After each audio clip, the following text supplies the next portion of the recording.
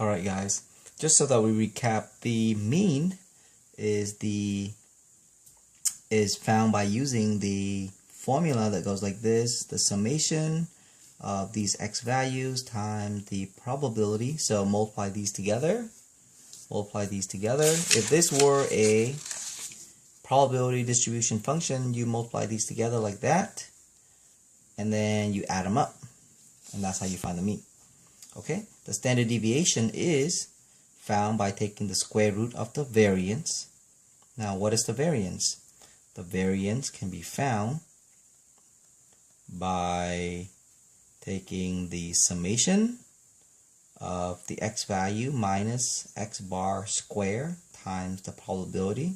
I will walk you through how to complete this, but before we look at the last example, let me take a few minutes to explain what these means.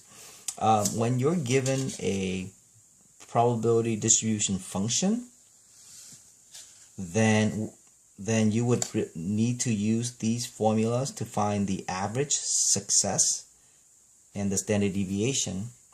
Now, I like to compare this with the formula that I gave you earlier, which is this, the mean. So what's the differences between this formula for the mean and this formula for the mean? Well, the big difference is you use this formula when you know the number of trials and the probability of success per trial. When you don't have the probability of success per trial, but all you have is a probability distribution function, then you would have to use this formula, which is a little bit longer. Okay, so use this formula when you know the probability of success. Use this formula when you don't, when you're given a probability distribution function. So let's take a look at the last problem here. This table summarizes the number of scoops that people purchase at a ice cream shop. Alright, X represents the number of scoops ordered, and it gives us this distribution. So first, let's explain what this means. What's the probability that X is less than 3? Remember, X stands for the number of scoops ordered. So the probability that a customer order 2 or 1 scoops, because less than 3 is 2 or 1. And how do we find that answer? Well, the probability that a customer ordered 2 scoops plus the probability that a customer ordered 1 scoop, because that's what OR means. 0.38 plus 0.21 gives us 0.59. So this means that the probability that a customer ordered less than 3 scoops will be 0.59%. What does this mean? Well, it stands for the probability that a customer order 1, because less than 2 is 1, or more than 4 is 5. Okay, because the table only goes up to 5. The probability that a customer order either 1 scoop or 5 scoops. That's what this means. Less than 2 is 1, or more than 4 is 5. Okay, so what's the probability of that happening? Well, you take the probability that a customer will order 1 scoop plus the probability that a customer will order 5 scoops, 0.21. Okay, the probability that a customer order 1 scoop is 0.21, and this is 0.03. Add those together, you get 0.24. Okay, last question here. Find the average number of scoops ordered. Well, to do that, we multiply these together. X times P of X, according to what the formula says. Multiply these together, and so, and then add them all up.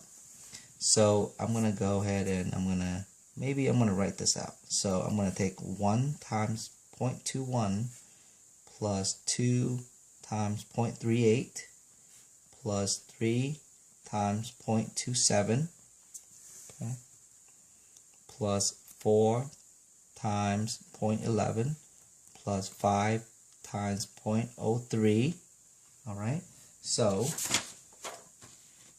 that equals to, this equals to 0.21 plus 0.76 when you multiply these together, plus multiply these together, you get 0.81. Multiply these together, you get 0.44. Multiply these together, you get 0.15. So when we add all those together, we get 2.37, which means that the average number of scoops ordered, it's 2.37. Now the last question is find the standard deviation for our data. So we're going to have to use this formula here, which I'm going to show you how to do it using an extra sheet of paper. I want you to keep this data in mind, okay? We're going to use this data. So what we're going to do is, I'll kind of walk you through it. We're going to take this number right here. We're going to take each of these numbers,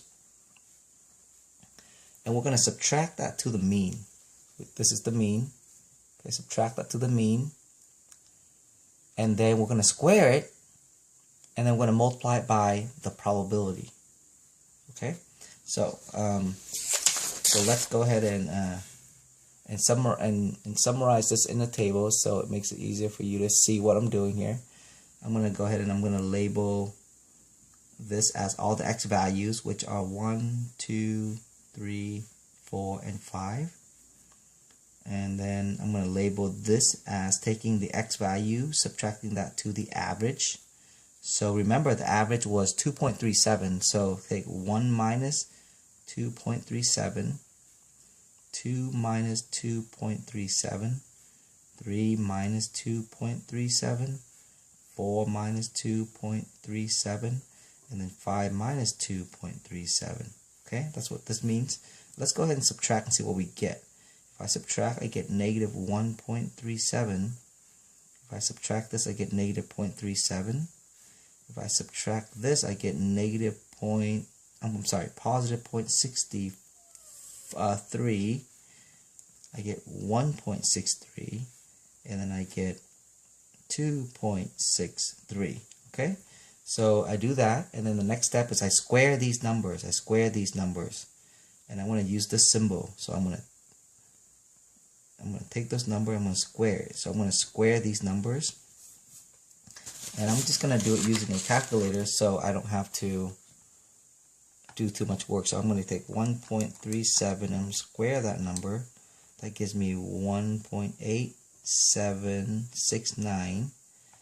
0.37 squared, 0.1369, 0.67 squared, 0.3969,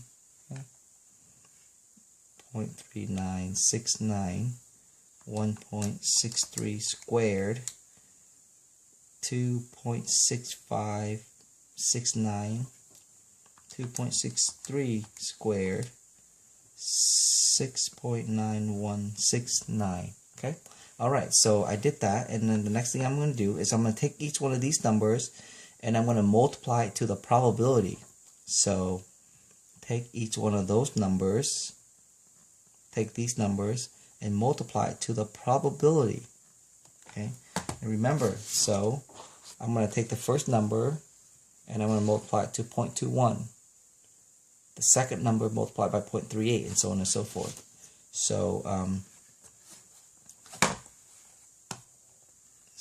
I'm going to take this number, okay, 1.8769, and multiply it to 0.21, 0.1369, and multiply it to 0.38, 0.3969, and multiply that to 0.27, 2.6569, and multiply that to 0.11, and then 6.9169, and multiply that to 0.03, and then let's see what I get. Okay, so 1.8769 times 0.21, that spits out 0.394149. 0.1369 times 0.38, that gives me 0.052022.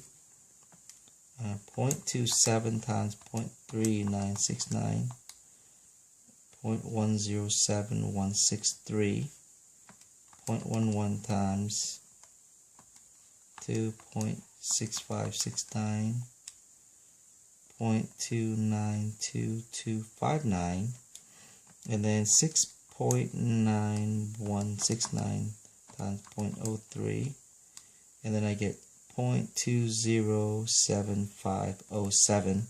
And then one of the last steps is I gotta add all these numbers together. Add all these numbers together, and that's what they call the sum. Okay, sum.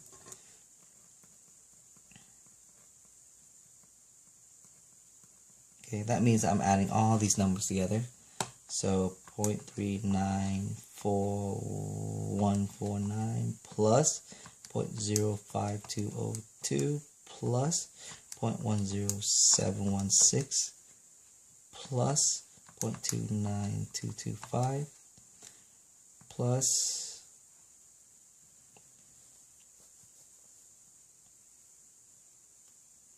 0.2075. And I knew I left out the last digits, but yeah, so you can ignore it because it's kind of somewhat insignificant. Okay, so we did that and we got 1.053. And this is your variance. So keep in mind, this is the variance. We did a lot of work and we found the variance. And the standard deviation is very simple. So what you do is you take the standard deviation is by taking the square root of that number.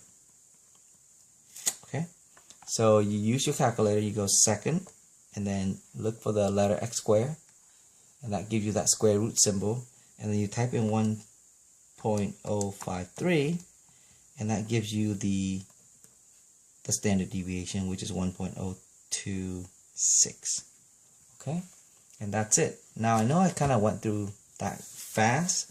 Make sure you walk yourself through it again a few times. Make sure you know how to find the square root using through a probability distribution function. And if you need to watch the video again, feel free to watch it again.